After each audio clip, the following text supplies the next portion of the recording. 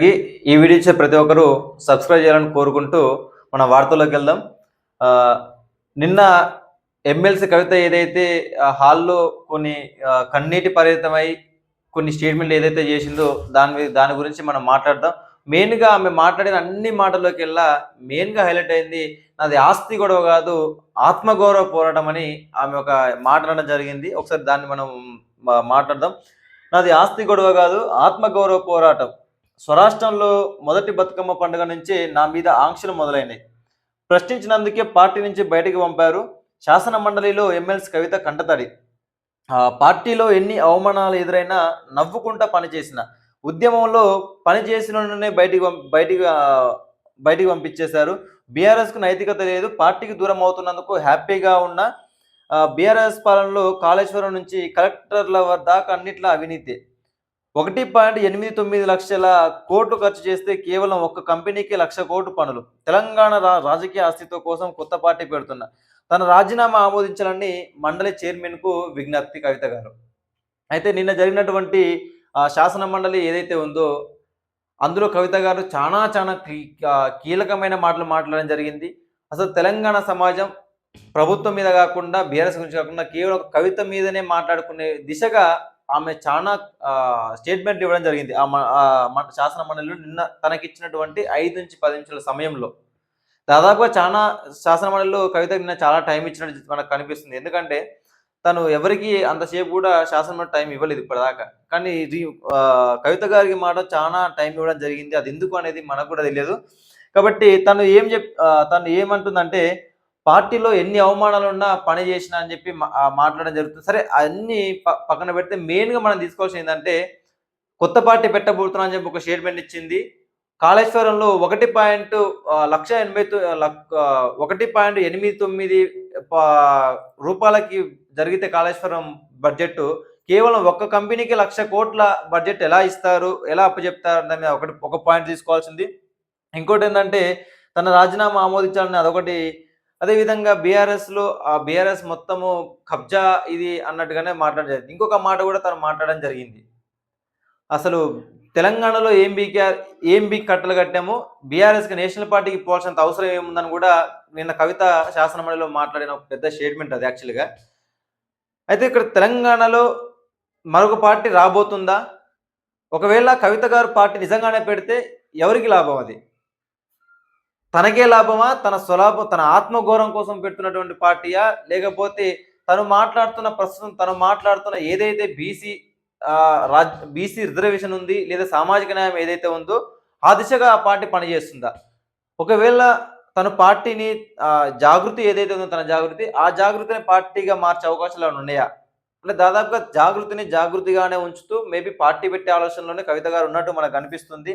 కాబట్టి ఈ పార్టీకి కావాల్సిన బలగం మళ్ళీ బీసీ, ఎస్సీ ప్రజలే కాబట్టి ఈ పార్టీకైనా మళ్ళీ ఈమెను అధ్యక్షత వహిస్తుందా? లేకపోతే బీసీ గురించి బాగా ఈ మధ్య మాట్లాడుతుంది కాబట్టి బీసీలకి అన్యాయం జరుగుతుంది కాబట్టి కొట్లాడి తెచ్చిన తెలంగాణలో సామాజిక న్యాయం జరగలేదు కాబట్టి నేను బీసీల కోసం కొట్లాడుతానని చెప్పి కవిత గారు బీఆర్ఎస్ నుంచి బయటకొచ్చిన కొత్తలో మాట్లాడిన మాట అది. మరి తను మాట్లాడిన మాట కట్టుబడి ఉండి చిత్తశుద్ధితోటి తను పెట్టిన పార్టీకి బీసీలకి పగ్గాలు అప్పజెప్తదా? లేకపోతే మళ్ళీ తనే ఆ పార్టీ పగ్గాలు తీసుకుంటదా అంటే 100% ఆ పార్టీ పగ్గాలు ఆమెనే తీసుకోవాల్సినంత తీసుకుంటది కూడా. ఎందుకంటే తను చెప్పిన మాట ఇది ఏదైతే ఉందో ఆత్మగౌరవ పోరాటం అని ఏదైతే ఉందో ఆత్మగౌరవ పోరాటం కాబట్టి నేను ఫ్యూచర్‌లో సీఎం అవ్వలేకపోతున్నాను కూడా తను ఒక మాట అనడం జరిగింది. కాబట్టి ఇది ఒక ఆత్మగౌరవ పోరాటం కాబట్టి తన ఆత్మగౌరవం నిలబడాలి కాబట్టి 100% ఆమె పెట్టిన పార్టీకి రేపు ఏ పార్టీ పెట్టినా కూడా ఆమె అధ్యక్షత వహిస్తుంది. ఆమె రాష్ట్ర అధ్యక్షురాలుగా ఉంటుంది. ఆమెనే పార్టీ వ్యవహారాలు మొత్తం ఆమె చూస్తుంది కాబట్టి పెద్దగా తెలంగాణలో కూడా మళ్ళా ఈ పార్టీతో కూడా బీసీ, ఎస్సీ ప్రజలకు వచ్చేటువంటి లాభం కూడా ఏం లేదు. సో, ఇంకొక విషయం చూస్తే ఇక్కడ నా ఇద్దరు బిడ్డల మీద ప్రమాణం చేస్తున్నా. నాది ఆస్తుల పంచాయతీ కాదు, ముమ్మాటికి ఆత్మగౌరవ పంచాయతీనే. మా ఇంటి దేవుడైన లక్ష్మీ నరసింహస్వామి మీద నా ఇద్దరు బిడ్డల మీద ప్రమాణం చేసి చెప్తున్నాను కూడా ఆమె నిన్న మాట్లాడడం జరిగింది.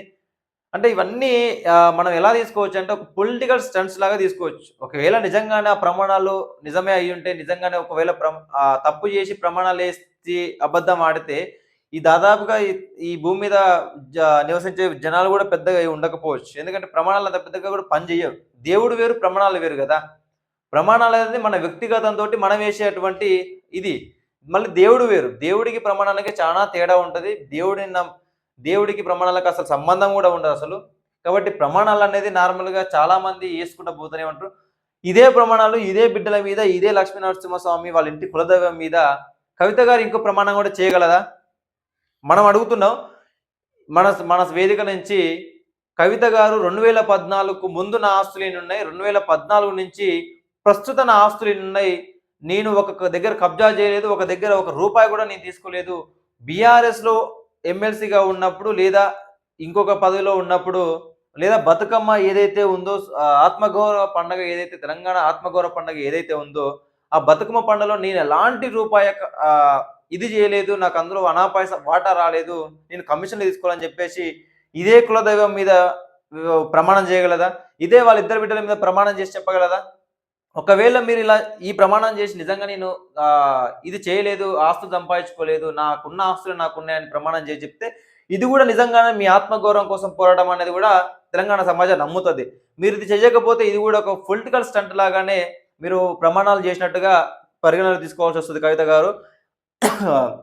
ఇంకొక స్టేట్మెంట్ ఏందంటే, ఇక్కడేం పీకినామని జాతీయ స్థాయికి పోవాలి. తెలంగాణ రాష్ట్ర సమితి పేరును బీఆర్ఎస్‌గా భారత రాష్ట్ర సమితిగా మార్చొద్దని నేను చెప్పినా వినలేదు. తెలంగాణలో ఏమి పీకి కట్టలు కట్టినాము, జాతీయ స్థాయికి పోవాలని ప్రశ్నించిన నా మాట వినకుండా బీఆర్ఎస్‌గా మార్చారని చెప్పి కవిత చెప్పినటువంటి స్టేట్మెంట్ అది. అసలు వాస్తవంగా ఈ మాట కవిత గారు నిజంగానే అసలు ఫ్యాక్ట్ ఇది. తెలంగాణలోనే దాదాపుగా ఉన్న నిరుద్యోగం అట్లనే ఉంది. ఉన్న పేదరికం అట్లనే ఉంది. ఉన్నటువంటి దరిద్రం మొత్తం తెలంగాణలో అట్లనే ఉంది. కేవలం తెలంగాణ వచ్చిన తర్వాత బాగుపడింది కేవలం ఒక బీఆర్ఎస్ నాయకుల జీవితాలు, నాయకుల యొక్క ఆహ్, ఇదే తప్ప తెలంగాణలో ఉన్నటువంటి 4 మంది కోట్ల ప్రజల జీవితాలు ఏ ఒక్కని కూడా తెలంగాణలో మారలేదు. కాబట్టి తెలంగాణలో పీకి కట్టలు కట్టింది ఏం లేదు. బీఆర్ఎస్‌గా పోయిన తర్వాతనే పార్టీ పతనానికి మొదలైంది. అదే విధంగానే పతనం అయితూనే ఇంకా ఉంది.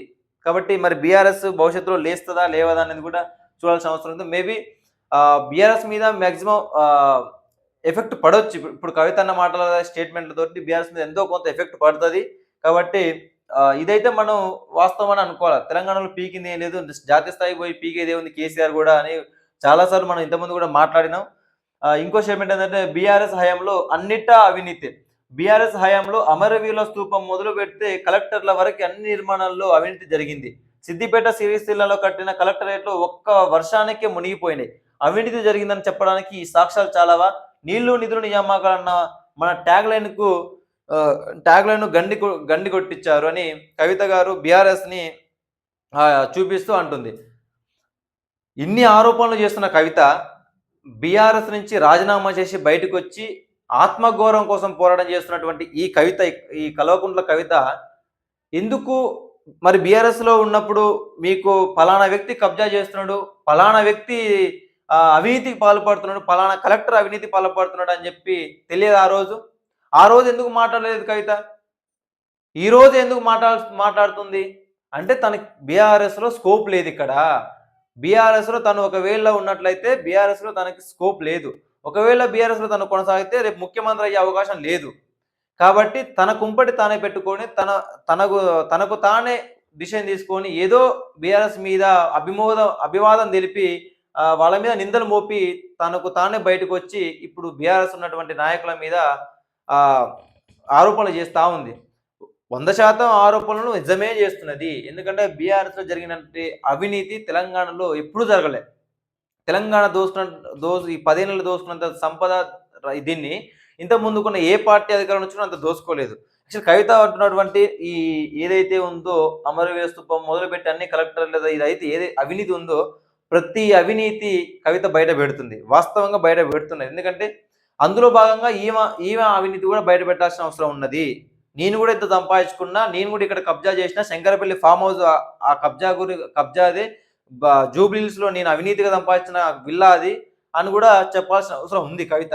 కానీ తన గురించి తను చెప్పుకోకుండా మిగతా నాయకుల గురించి చెప్పడం అనేది కొద్దిగా ఆలోచించాల్సిన అవసరం ఉన్నది. ఎనీవే బీఆర్ఎస్ అవినీతి పార్టీ, అవినీతి ప్రభుత్వం అని ఆ పార్టీ నుంచి బయటకొచ్చిన వ్యక్తి, కీలకమైన వ్యక్తి ఎమ్మెల్సీ కవిత అని చెప్పడం జరుగుతుంది కాబట్టి, సమాజం ఇప్పటికైనా ఆలోచించాలి.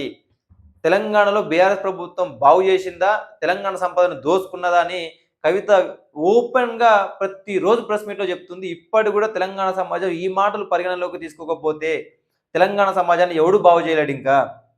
ఇంకో స్టేట్మెంట్ చూసుకుంటే, ఒక కంపెనీకే 1,00,00,000 పైగా పనులు. సాగునీటి ప్రాజెక్టులపై 1,89,000 ఖర్చు చేసి కొత్తగా 14,00,000 ఎకరాలకు మాత్రమే నీళ్లిచ్చారు. 1,89,000 ఒక కంపెనీకి 1,00,00,000 పైగా పనులు అప్పగించారు. 1989 చిన్న కంపెనీ పెట్టుకున్న అయన్ ఫోర్బ్స్ జాబితాలో 45 స్థానాల్లో నిలిచారు. ఈమంటుంది కాళేశ్వరం ప్రాజెక్ట్ గురించే మాక్సిమం. కాబట్టి ఒక ఒక ప్రాజెక్టుకు 1,89,000 బడ్జెట్ పెడితే 1,00,00,000 ఎందుకు ఒకే కంపెనీకి అప్పజెప్పారు? అంటే కంపెనీ నుంచి మీకు ఎంత ఇది జరిగింది, వాటా వచ్చిందనేది ఈమె పాయింట్ ఔట్ చేసి మాట్లాడుతుంది. అందులో మరి ఈమెకి ఏం వాటా పోలేదంటారా? మాక్సిమం పోయే ఉంటది. బట్ ఈమె గురించి ఈమె చెప్పుకోకుండా మిగతా వాళ్ళ గురించి చెప్తా ఉన్నది. ఇంకో విషయం ఏంటంటే వ్యక్తిగా వెళ్తున్నా శక్తిగా తిరిగొస్తా. బీఆర్ఎస్ పార్టీ నన్ను సస్పెండ్ చేసినందుకే ఆ పార్టీ ద్వారా వచ్చిన ఎమ్మెల్సీ పదవి రాజీనామా చేస్తున్నా. ఈ ఈ సభ నుంచి నేను వ్యక్తిగా వెళ్తున్నా. భవిష్యత్తులో శక్తిగా తిరిగి వస్తా. నేను నిజం, నైతిక వైపు నిలబడి ఉన్న తెలంగాణ అభివృద్ధికి కమిటెడ్‌గా పనిచేయాలన్నది. 10 ఏళ్ల నుంచి ఏం చేసింది మరి ఈమె? 10 ఏళ్ల ప్రభుత్వంలో ఉండి కమిట్మెంట్‌గా పని చేయలేదని తనకు తానే ఒప్పుకున్నది. అంటే ఇప్పుడు కమిట్మెంట్‌గా పని చేయాలనుకుంటున్నా అంటే ఇంతకుముందు చేయలేదని అర్థం. అంతే కదా! అదే విధంగా బీఆర్ఎస్ నుంచి బీఆర్ఎస్ ఏదైతే నాకు టికెట్ ఇచ్చి ఎమ్మెల్సీ గెలిచానో, నాకు ఆ ఎమ్మెల్సీ పదవిని బీఆర్ఎస్ పార్టీ నుంచి బయటకొచ్చినా కాబట్టి, నేను బీఆర్ఎస్ ఎమ్మెల్సీ పదవికి రాజీనామా చేసి బయటకొస్తున్నా, స్వతంత్రంగా బయటకొస్తున్నా. నేను ఒక మనిషిగా ఇప్పుడు బయలుదేరుతున్నా. 2029లో పార్టీ పెట్టి ఒక శక్తిగా నేను మళ్ళీ ఇదే హాల్లోకి వస్తా అని చెప్పి తను మాట్లాడడం జరుగుతుంది. తను శక్తి అవ్వాలన్నా, లేకపోతే యుక్తి అవ్వాలన్నా, జీరో అవ్వాలన్నా తన వెనకాల ఉండాల్సింది మళ్ళీ అదే వర్గం, అదే 3 వర్గాలు బీసీ, ఎస్టీ ప్రజలే. ఆ 3 వర్గాలు కలిస్తేనే ఆమె ఒక శక్తి. ఈమె వెలమ వర్గమే కలిస్తే ఈమె ఒక శక్తి అవ్వలేదు. అంటే మళ్ళీ తెలంగాణ సమాజంలో బీసీ సీఎం చేస్తా అని రాబోతున్న మరొక నాటకం కల్వకుంట్ల కవిత. మళ్ళీ ఈమె అదే పొలిటికల్ స్టంట్, అదే పొలిటికల్ నాలెడ్జ్ తోటి తన తండ్రి దగ్గర ఉన్నటువంటి జ్ఞానాన్ని ఏదైతే ఉందో అదే స్ట్రాటజీ వాడి తెలంగాణలో వస్తున్నటువంటి బీసీ వాదానికి నా పార్టీ అధికారంలోకి వస్తే బీసీని ముఖ్యమంత్రి చేస్తా అని చెప్పి అధికారంలోకి తీసుకొచ్చే రోజులు కూడా రాబోతాయి. కాబట్టి బీసీ సమాజం దీన్ని నమ్మాల్సినంత అవసరం కూడా లేదు. యాక్చువల్లీ వాస్తవం చెప్పాలంటే ఈమె పెట్టే పార్టీని పట్టించుకోవాల్సినంత అవసరం కూడా లేదు మనకి. అంటే బీసీ సమాజానికి కావచ్చు, లేకపోతే తెలంగాణ సమాజానికి కావచ్చు. ఎందుకంటే ఒకవేళ ఈమె పార్టీ పెట్టినా కూడా అధికారంలోకి వస్తే మళ్ళీ ఈమెనే సీఎం అయ్యే అవకాశాలు ఉంటాయి. కానీ ఏ బీసీ, ఎస్సీ, ఎస్టీ వర్గం నుంచి సీఎం చేయాలనే ఆలోచన కూడా ఈమెకి రాదు. ఎందుకంటే మొన్న కూడా ఒక స్టేట్మెంట్ ఇచ్చినట్టుగా మనం వార్తల్లో చదివినాం. భవిష్యత్తులో నేను సీఎం కాలేకపోతానా అని. అంటే ఈమె సీఎం కావాలని ఒక కోరిక ఉంది కాబట్టి ఈమె బీఆర్ఎస్ నుంచి తనకు తానే బయటకు వచ్చి ఒక పార్టీని పెట్టాలని ఒక కోరిక బలంగా ఉన్నది కాబట్టి ఆ బీఆర్ఎస్ నుంచి బయటికి వచ్చేటట్టుగా ఈమె సొంత ప్రణాళికలు చేసుకొని బయటకు వచ్చినట్టు కనిపిస్తుంది. కాబట్టి దీన్ని మనం ఏ విధంగా అంటే తన సొంత పోరాటంతోటి ఈమె ఏదైతే ఆత్మగౌరవ పోరాటం చేస్తుందో బీసీ ఎస్టీ ఈమె తోటి పోయి మళ్ళీ ఇదే పార్టీకి బానిసలుగా పనిచేస్తే మాత్రం బీసీ ఎస్టీ ప్రజలకు ఆత్మగౌరవం లేదన్నట్టుగానే చిత్రీకరించబడతారు. కాబట్టి మీరు కూడా ఆత్మగౌరవంతో పోరాటం చేయండి. ఆత్మగౌరవంతో నిలబడండి. మీ పార్టీని మీరు గెలిపించుకునే దిశగా పనిచేయాలని కోరుకుంటూ ఇది నిన్న శాసన మండలిలో కవిత మాట్లాడినటువంటి పెద్ద పెద్ద స్టేట్మెంట్లు. యాక్చువల్లీ ఎప్పుడు మాట్లాడిన స్టేట్మెంట్లు నిన్న తను కంటతడి పెట్టినటువంటి ఇది ఉంది కాబట్టి తనకు మేబీ మైలేజ్ వచ్చే అవకాశాలు ఎక్కువగా ఉన్నాయి. ఎందుకంటే తెలంగాణ సమాజం ఒక ఎమోషనల్ సమాజం కాబట్టి బీఆర్ఎస్ మీద బాగా ఎఫెక్ట్ చూపించే మాటలు మాట్లాడింది. కాబట్టి చూడాలి మరి తనకి ఎంత మైలేజ్ వస్తుంది అని చూడాల్సినంత అవసరం కూడా ఉంది.